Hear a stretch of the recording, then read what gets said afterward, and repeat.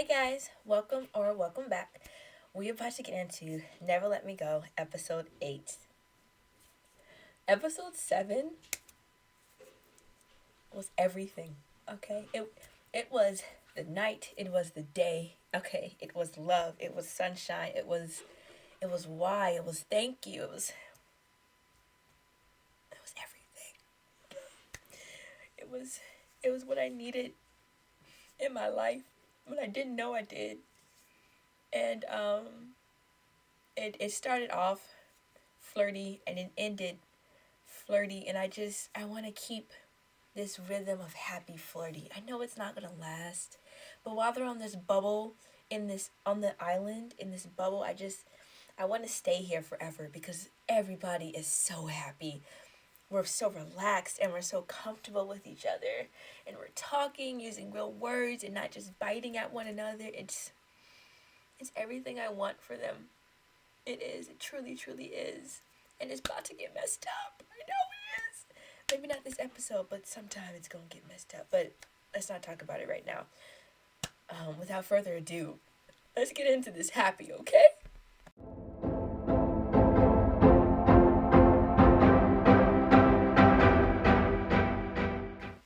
Okay, so I think this might be my favorite episode.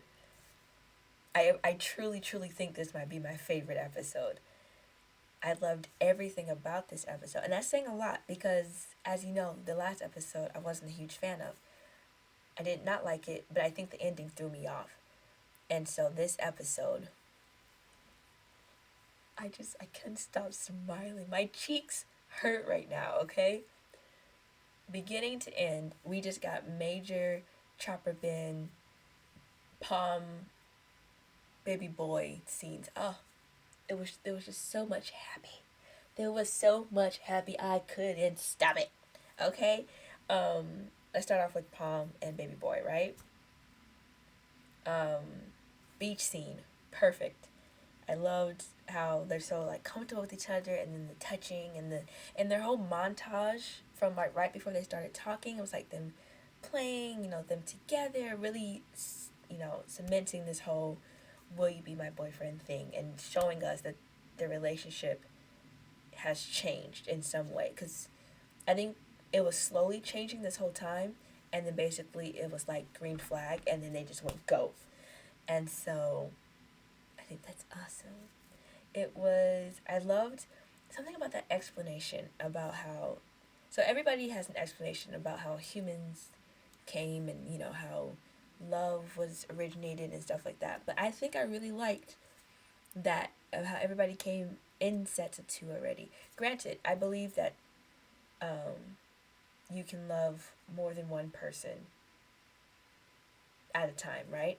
But I liked the idea, like the concept, because theoretically, if they come in twos, why can't they come in threes or in fours? Um, and then, God got mad, strike them, and then not only separated, but blew them away. And that tracks because the gods historically have been very temperamental from my mythology readings. So it makes sense that they'd want to punish and ruins people's happy. I like that. I like that whole scene. I liked how they had, that moment between Palm and his mom. I like that they're mending that relationship. And I like that the mom was honest.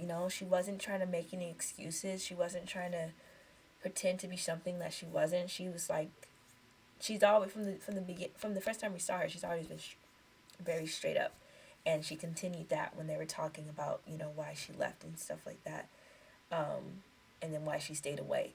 So I liked that aspect of it. Maggie, me and Maggie go back and forth, and here's why. Sometimes she be saying words where I'd be like, Maggie, be quiet, and then sometimes she be saying words where I'd be like, Maggie, come join the circle. And she had both of those moments. This episode, she had moments where I was like, someone find me some tape so I can tape her mouth shut because she needs to stop talking. And then there was moments where I like, yes, Maggie, you are correct. I agree. Specifically the moment where her and Palm are talking after the whole camera debacle. Now, literally, that moment has two sets for me. The moment when they first get there and they're talking about what actually happened, and then baby boy comes in, and then, so that's one moment, right? And the second moment is when baby boy just left, and Maggie is telling Palm, like, I see you. I see you seeing him. I see both of y'all. Well, not the both of y'all part, but she sees him seeing him. And when she was talking in that section, I was like, preach, Maggie. Let's go. You are my, I wouldn't call her my new best friend, but we can definitely be acquaintances. I'm not turning my back when I see you now, you know? So Maggie's back to earning her points. I don't know why she was trying to play around with like the fact that she wasn't going to keep the secret, because that's not funny. His life is legitimately in danger. That wasn't funny, but okay.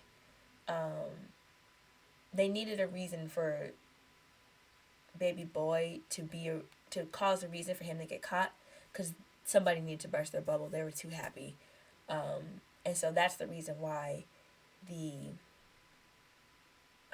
camera montage happened. Because other than that, that didn't make any sense. So it's whatever. Camera montage, and then the fight with the gangsters, and then taking the mom, threatening to be a prostitute, whatever. I knew, because remember, I've been talking up until this point. I was like, something's about to burst their bubble. Somewhere, somehow, Uncle's about to find him. They gonna flag that ship down somewhere, right? And they teased us. Was it last episode? With the whole thing where he almost bought the phone, right? I think that was last episode. If not the episode before that. So they teased. They were already telling us that they were going to be caught because of his money, right? And so when it became the only way to save his mom, I was like, oh snap! I knew as soon as they were like, pay me my money or she's turning into a prostitute. I was like, right then and there, their bubble is about to pop. No, there is no way this ends with them happy. There's no way. And lo and behold, he went to get the money. Yes, mom came back. They had a cute little boyfriend moment. Don't get me wrong, and I'm going to dive into that in a little second. But we ended with Uncle's minion, the little thingy flashing, because they found him because he pulled that money from that ATM. Secondly, how did that ATM have all that money? That don't make no sense to me. She owed $300,000. There's no way the ATM had all that money. And if it did have all that money, how much money does ATMs hold? Two very important questions I need to figure out. What else? Okay, yeah, so home money debacle. Dad being framed, saw that coming because Uncle's not playing, but it was interesting to see him being, like, the process of him being framed. That was fun to watch. Still don't know what's happening with Mom. We're now almost 3 episodes in, and we don't know what's happening with Mom. So that's, I'm confused on why they haven't said something yet. Personally, this is how I would have reintroduced Dad. I would have been like, him visiting Mom at the hospital, and then him going out, and then him getting caught, because then we would have been caught up on what Mom was doing. But now we don't know what's happening with Mom, and he's in jail. So there's no way to get back to Mom reasonably, because Uncle's not going unless he's going to go finish the job. So, because I'm pretty sure he killed the dad.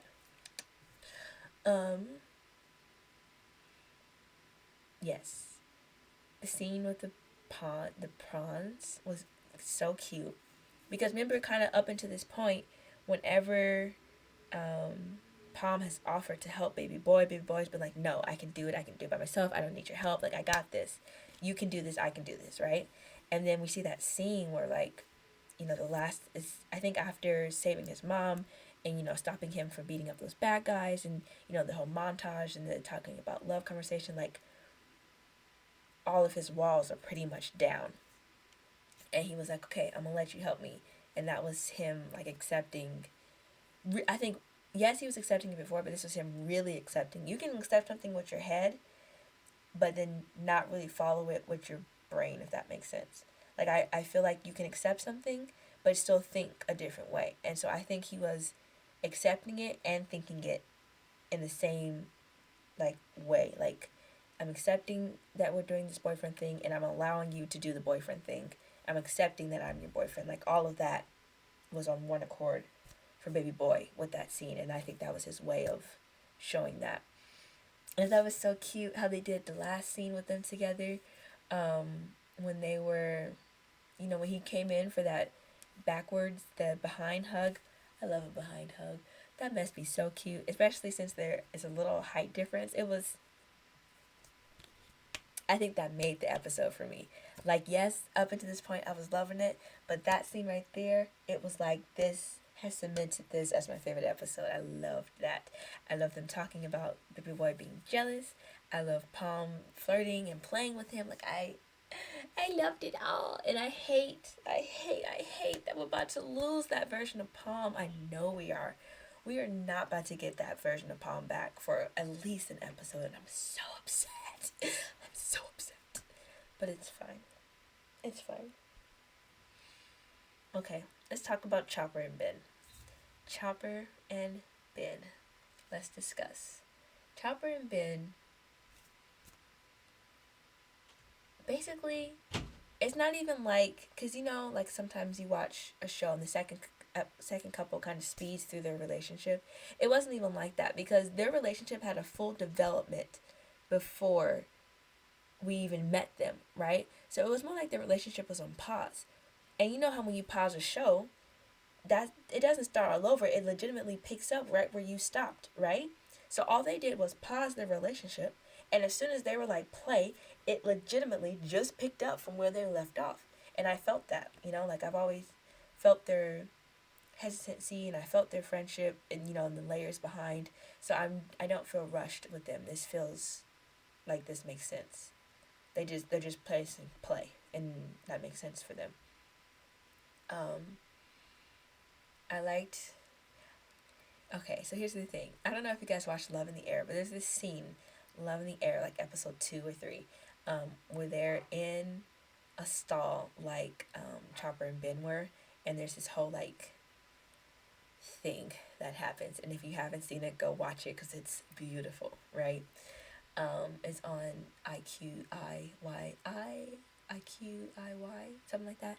And I think it's either on Viki or Gang Glow. I don't know how to pronounce that one, but it's on one of those two. And so when they were in there, and Chopper put his hand over his mouth, I was like, what we finna do? What we finna do? And then they stayed there. They were like having a whole staring contest, and I'm like, okay, so our moment is gonna, like, I want this to happen, but our moment is about to pass, and I also want to see what you're gonna do with that. So I don't know where to look. But we didn't get nothing. So, but I think that was the unpause for Ben. Granted, they were having moments before that, but it was heavy friendship moments. Him missing Baby Boy, whatever. Chopper encouraging Ben to go after Baby Boy, but I think it was in that moment he knew, and he was like, oh snap, but like a good oh snap, and it was like play right there. And then because it got him thinking, now that he's accepting who he is. I don't remember him confessing it, but I'm gonna let him have it because it got him with Chopper. I don't remember that scene, but I'm gonna let him have it because I remember him denying. And so, and he helped him out with the whole thing, and then turned to like a few minutes later, and the poolside scene, and he was procrastinating. I'm like, for real? That's why you called him over here? No, that don't make no sense. And then the blankness in his stare when he was talking about Baby Boy. I don't know if it's because of the dad or because Ben was asking about Baby Boy.